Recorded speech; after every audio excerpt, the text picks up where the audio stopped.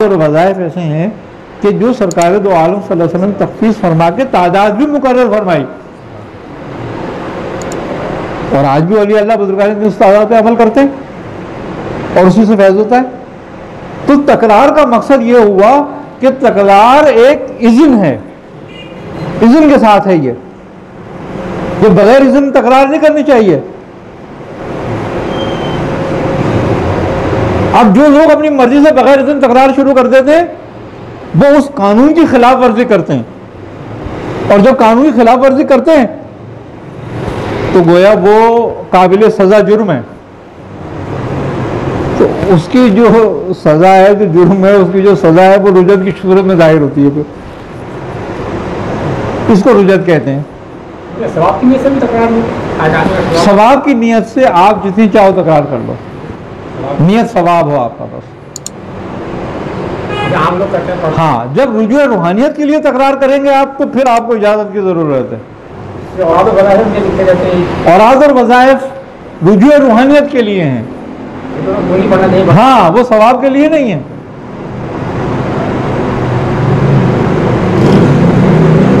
आई ना समझ बात? फर्क नियत का है।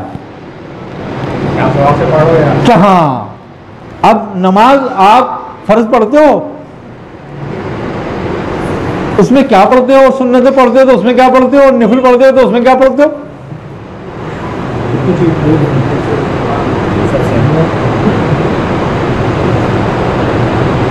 लेकिन 1 लाख नफिल पढ़ लो, एक फर्ज के सवाब नहीं मिलेगा। और जो फर्ज की नियत करोगे तो फर्जों के सवाब होगा, नफिलों का नहीं होगा। तो मोमिन की नियत उसके अमल से बेहतर है। इसीलिए और खूबी की बात यह है कि जितना सवाब नियत पर है इतना अमल पर नहीं है।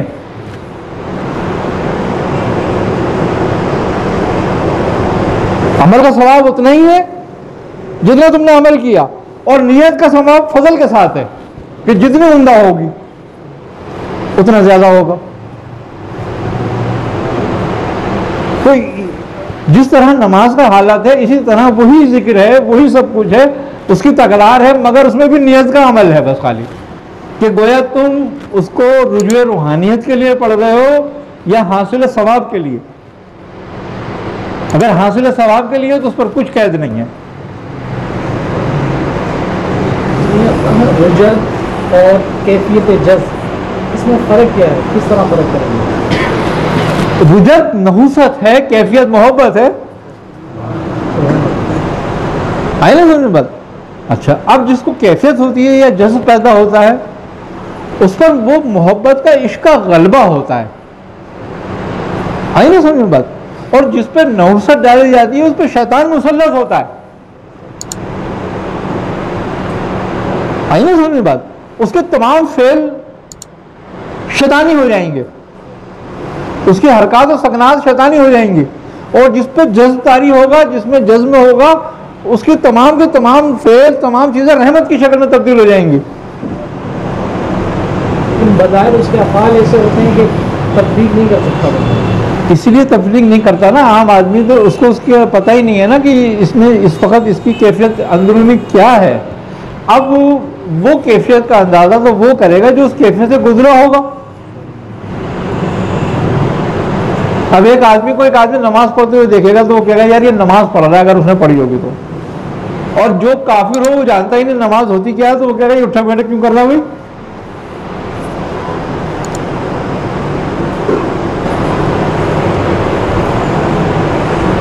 तो जज्ब तो एक अलग चीज है, जज्ब तो बड़ी मुश्किल से नसीब होता है।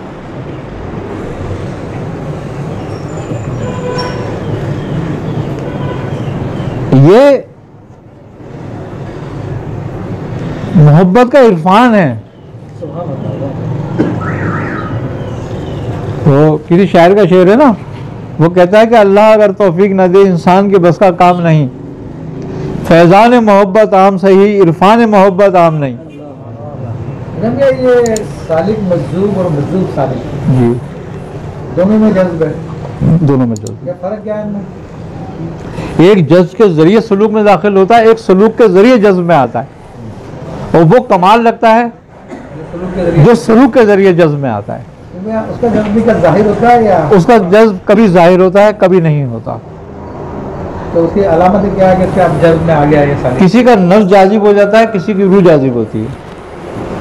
जिसका नफ्स जाजिब हो जाता है उस पर गलबा हो जाता है कैफियत का, और उसकी कैफियत जाहिर हो जाती हैं।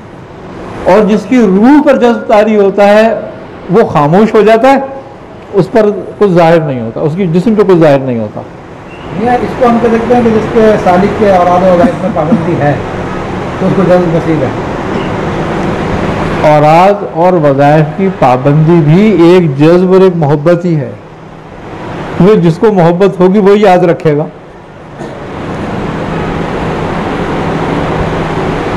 और औराद और वज़ाइफ के तर्क करने को बहुत बुरा समझा गया।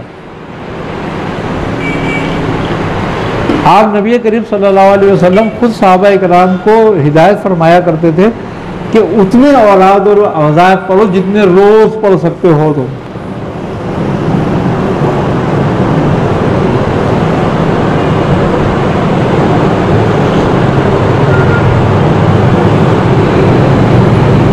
और कुरान का एक जाहिर है, मौला कायनात अली करम अल्लाह वजह फरमाते हैं, और 9 इसके बातिन हैं,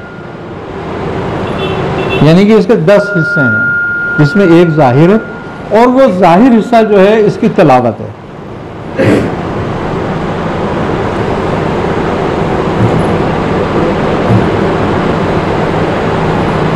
आई ना समझ बात? और इसका आम फहम समझना ये इसके जाहिरी हिस्सों में से है। आम फहम समझना यानी कि जिस तरतीब से उसका मानी है उसी तरतीब पर उसको समझना, ये इसका जाहिर है।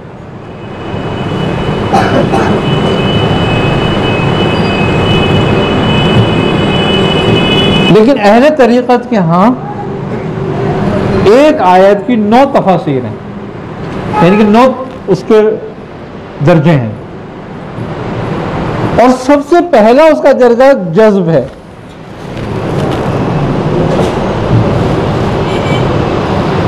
जो सहाबा इकराम पे वक्तन फवक्तन वारिद होता था कि वो पढ़ते पढ़ते बेहोश हो जाते थे, रोने लगते थे, गिर जाते थे, उनके जिस्म कांपते थे।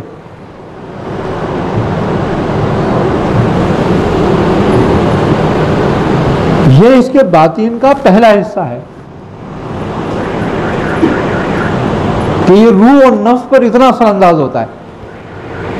इसके बातिन ही का हिस्सा है वो, जिसके बारे में कहता है कि लो अंज़लना हाज़ल कुरान अला जबलिन लरायतहु खाशियम मुतसद्दिअम मिन खशियतिल्लाह, कि अगर ये हम उस पर नाजिल करते पहाड़ पर तो वो अल्लाह के खौफ और उसकी खशियत से जो है रेजा हो जाता,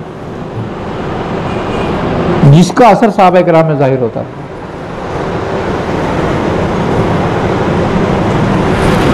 हम कुरान के जज्ब को हासिल नहीं कर सकते,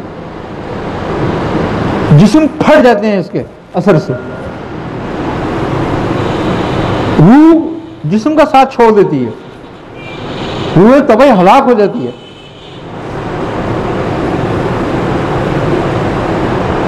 और वो आज भी जिंदा रहता है।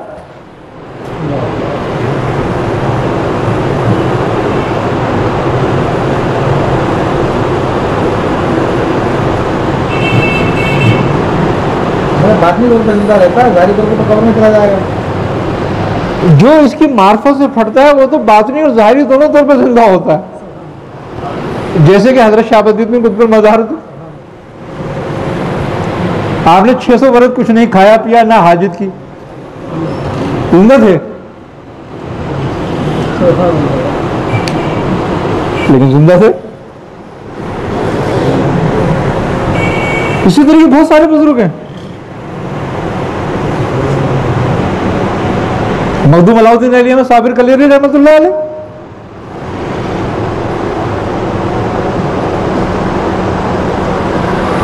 क्यों? कि अभी उसकी मौत का वक्त नहीं था, उसकी सांस बाकी है, चलेगी वो,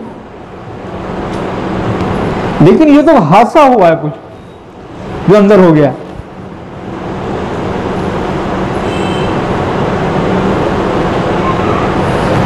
इसका कमाल यह है कि जब इसका जज्ब रूप होता है पैदा, इसके पहले हिस्से की बात कर रहा हूं, 9 में से पहले हिस्से की, तो सांप और बिच्छू के कांटे असर नहीं करते।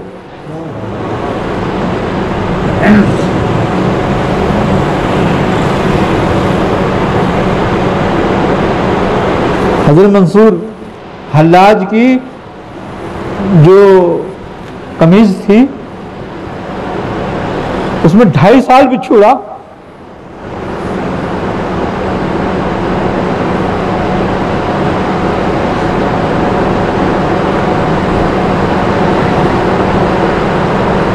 कहते हैं 7.5 या 8 मिसकाल का बिच्छू था। एक मिसकाल 3.5 माशा का है, 4 ग्राम का।